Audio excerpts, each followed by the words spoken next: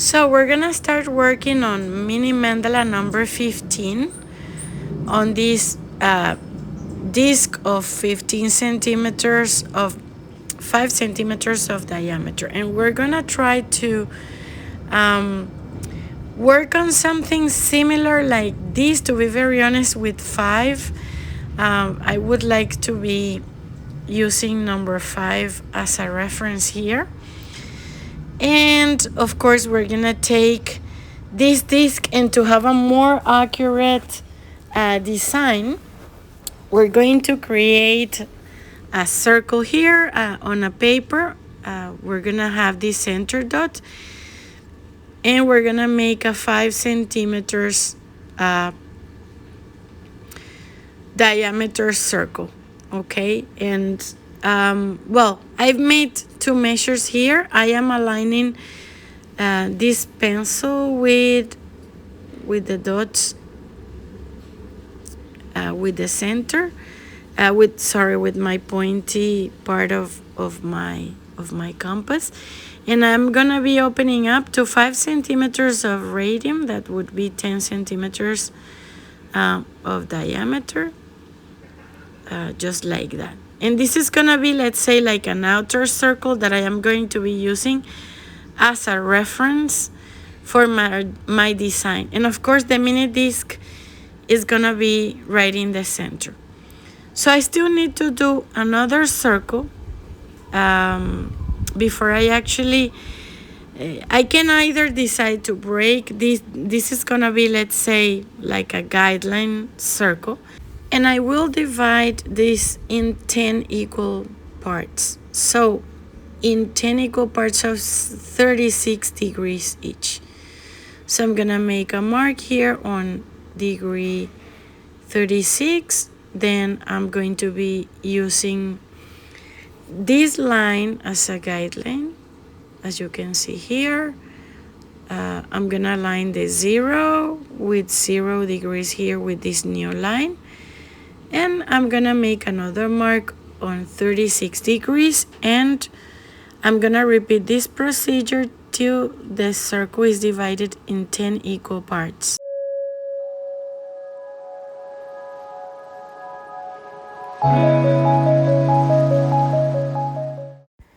Then I'm going to make a mark here on 2.5 centimeters of radius from the center, and I'm gonna create a circle inside. That is where the mini disc is going to be.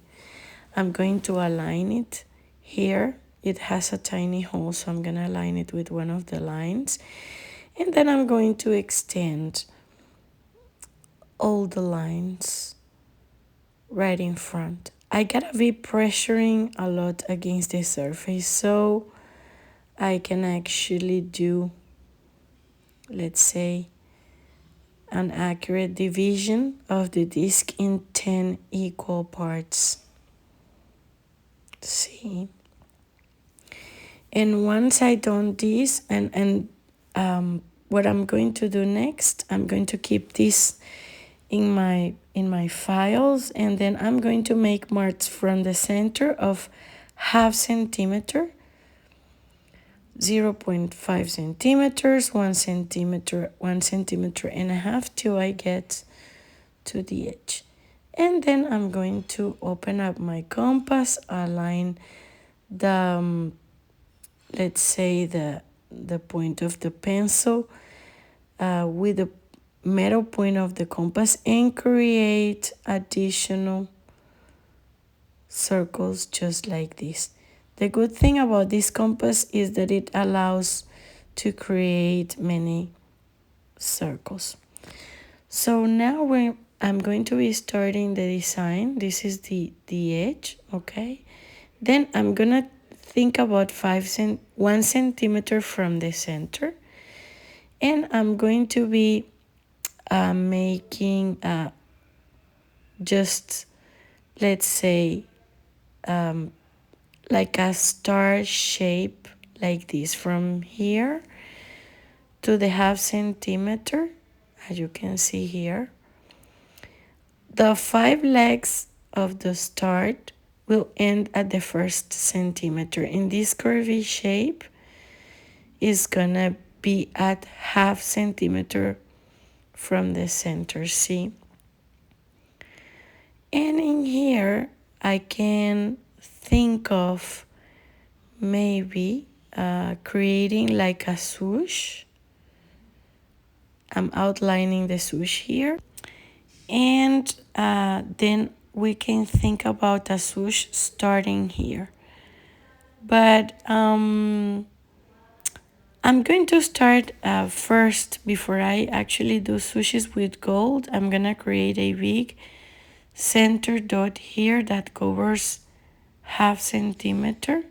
Can you see I am being very, very, let's say, abundant with the quantity, the amount of paint that I am placing here. And then with the skewer, I'm going to be dragging the paint towards the edges of the star we just designed. Yeah, so this is how we're going to be doing it.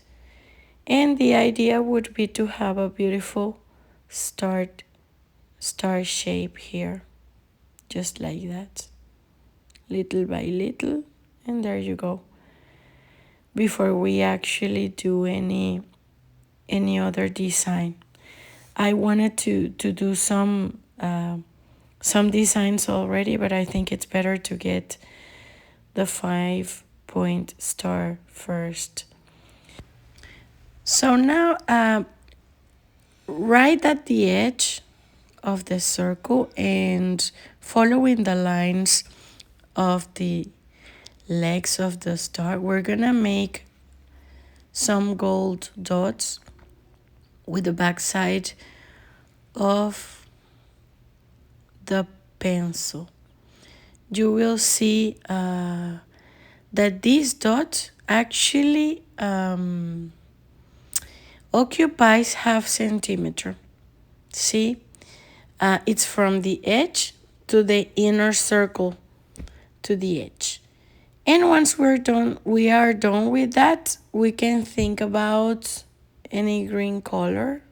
I was thinking maybe of having some swooshes here, but I think before I do that, I would like to connect the point of the star to these dots we just did. So I'm gonna take the palette here, the color palette, and I'm going to prepare like a green color. I think it's gonna be this tone. And then I'm going just to prepare some of the green color. The paint looks sticky, you can see here. And I am adding some pouring medium. And yes, this is part of the process because I do want the paint to be really creamy. Really, really creamy. It's gonna be easier, of course, because when we do swooshes, it's better if the paint is a little bit creamy. So with the backside of the skewer, what I'm going to do is just to make I was thinking to start from here, let's say on the first dot, to make a tiny swoosh, just like this. But I think it's gonna be better if I just make it bigger. Let me try just one more, but I think it's gonna be better if I actually start this swoosh by the point of the star in green color, and I'm not using like the pointy part, I'm using the back side, but I am let's say loading the tool with a lot of paint, and I'm dragging the paint towards that golden dot you see.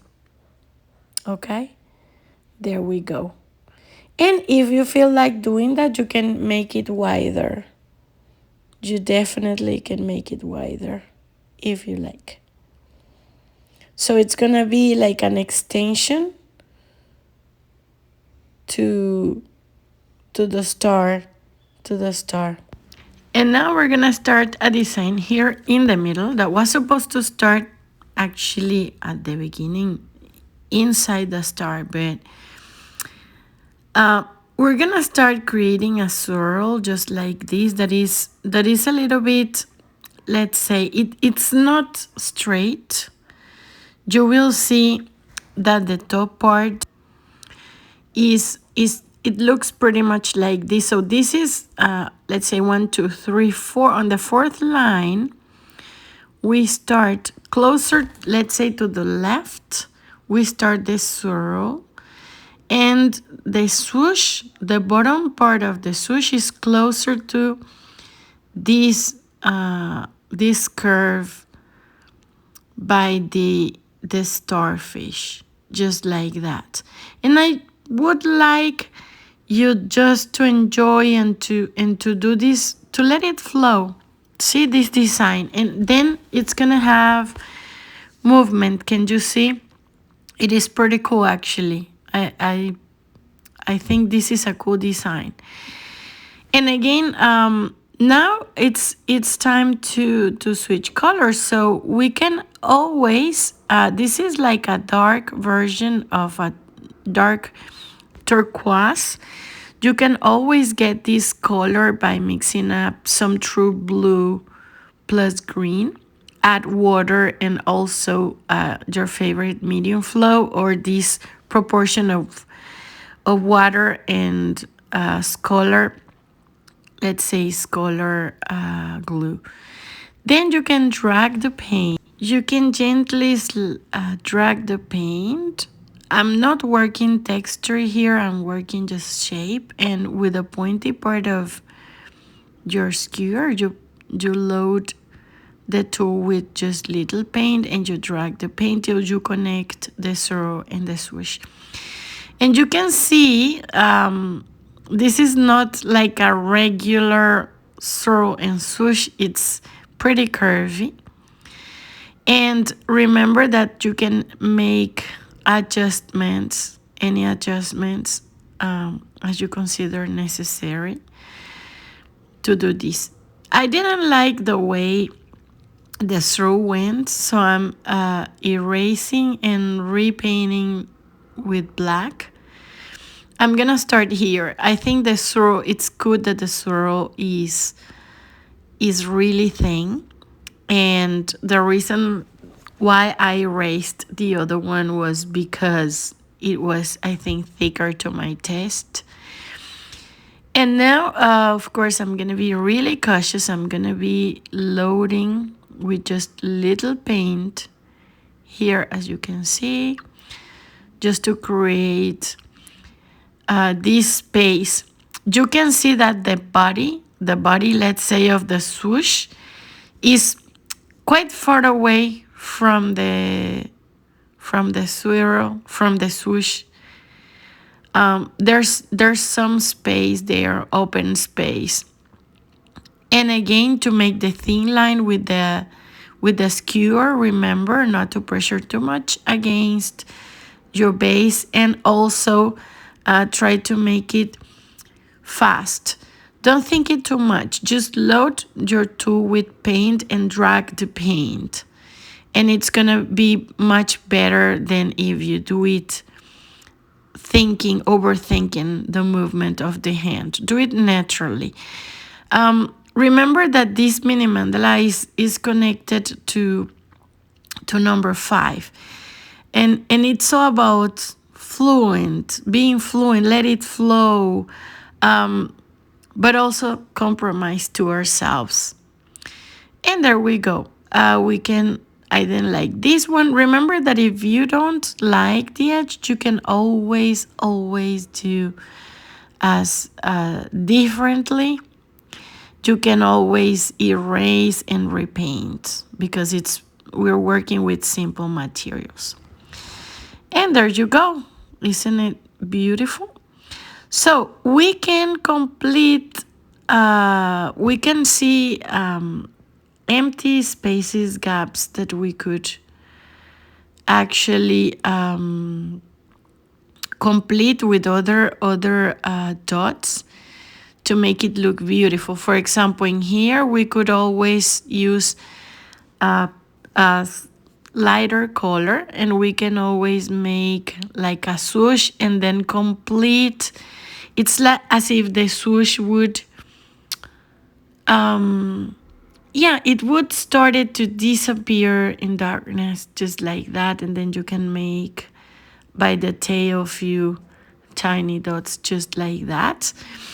And the color that I am using actually it's a mixture between this dark turquoise and the green color that we used before, that it's like an apple color. And we can do that on top of the big swish and swirl we did before. And you will see that somehow it is pretty connected, these two swooshes. And the reason why visually this is it is just because we're using the curves of previous swooshes that we did before, that we did to create new ones. So the idea would be also to work on the intuition. So we can actually take another color that is, let's say, it's lighter, and we do the swoosh but in the opposite direction. Can you see the curve goes up and it doesn't goes down? And it creates some empty space here between the swoosh and the border. Isn't it great? And remember that when you're painting and picking colors for this art, you can always think about the coral reef in Australia. You can always use other colors. In this occasion, I am more inspired to use these green colors. Then by the base of the first swish and swirls we did, we can always add like a bigger dots of this lighter color that we're using. It's a light turquoise. And then we can add also a mid dot, but it is important that you wait for the start to be fully dried. And then on the inside part of the swish of the swirl, where there is space for walking the dots, can you see? And there will be some, how can I say, contrast between the colors of that you're working on. See, it's important to have a mixture of dark and light colors. Then we can always make an extra dot here on top of the gold colors, gold dots. And then we can always make, for example, in here by the legs, maybe 2-3 dots in the shape of a triangle with the same light green. It's gonna be looking really nice. Can you see? I'm loving it so far. I think a mandala like this could be done in several colors, in different combinations.